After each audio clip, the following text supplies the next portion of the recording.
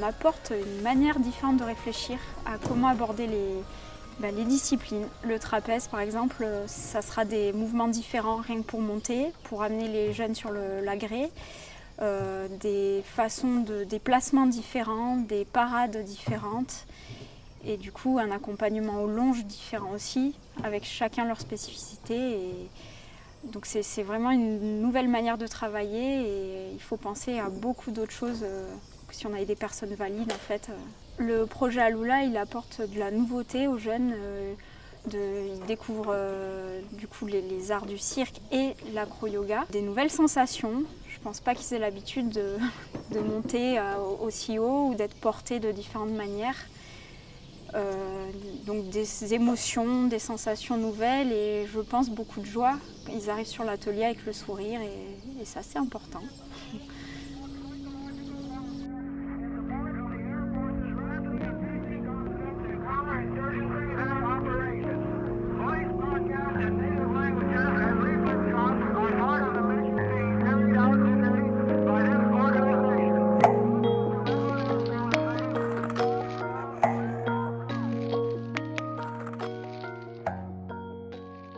J'ai choisi de les accompagner sur cet atelier pour les accompagner au niveau de tout ce qui va être sensoriel et au niveau du développement psychomoteur qu'il peut y avoir dans le cirque.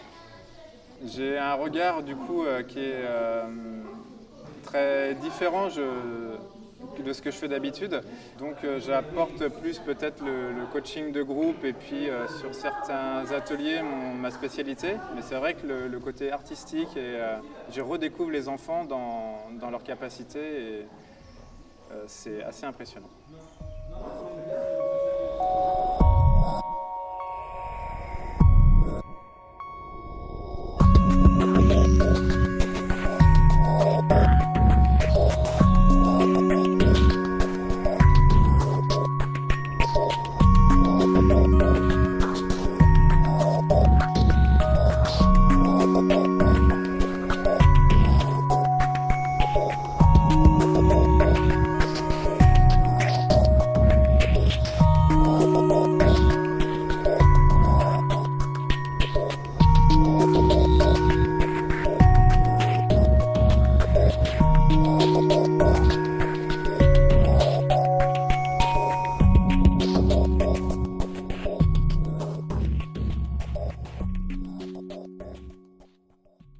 Donc Romuald, il a commencé cette année seulement, il n'a pas fait le cirque l'année dernière.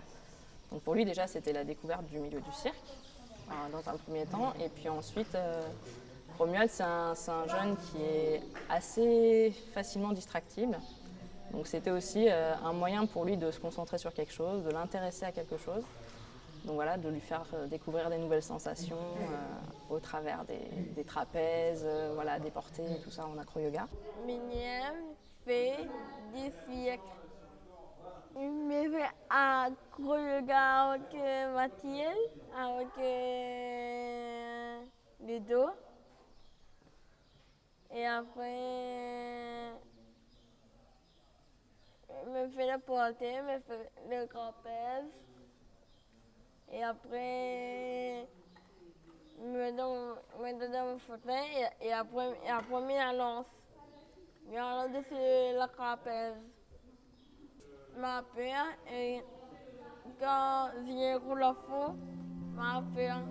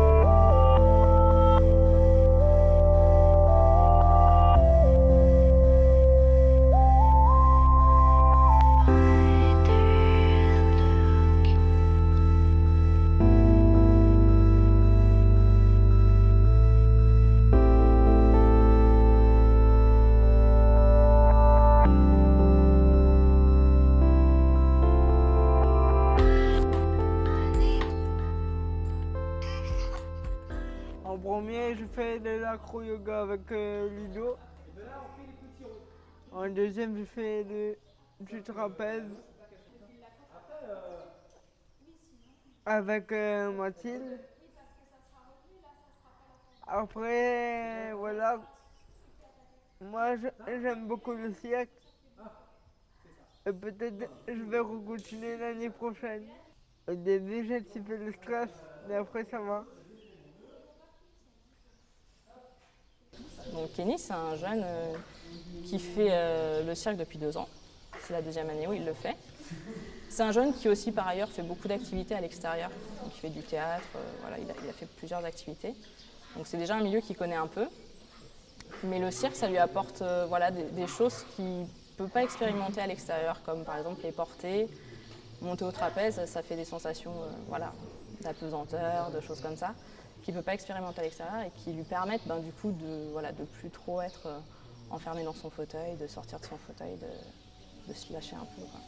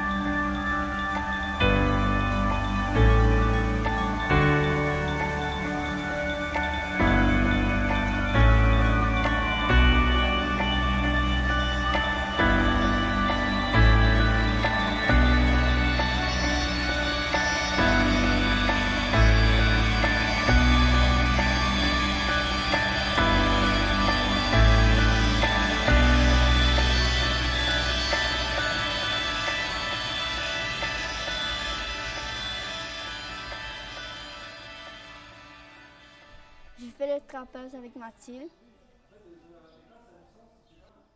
Je suis au trapèze, j'ai peur, mais maintenant j'ai plus peur. Mathilde et Bertrand, ils sont cool, ils sont gentils. Bertrand, il fait tout que c'est moi. Mathilde, elle est gentille. Ludo, oh. Edwin, elle est gentille, que j'écoute bien. Julien, pareil aussi.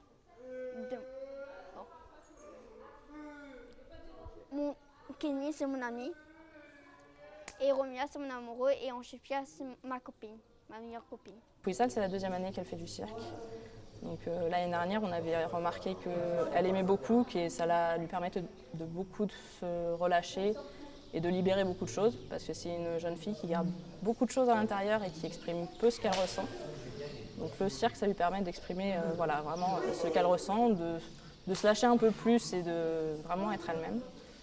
Voilà, et du coup, cette année, on a décidé de l'inscrire dans le projet du cirque et le projet du spectacle pour qu'elle puisse se concentrer vraiment dessus et vraiment travailler sur ses sensations le relâchement, le lâcher prise et tout ça.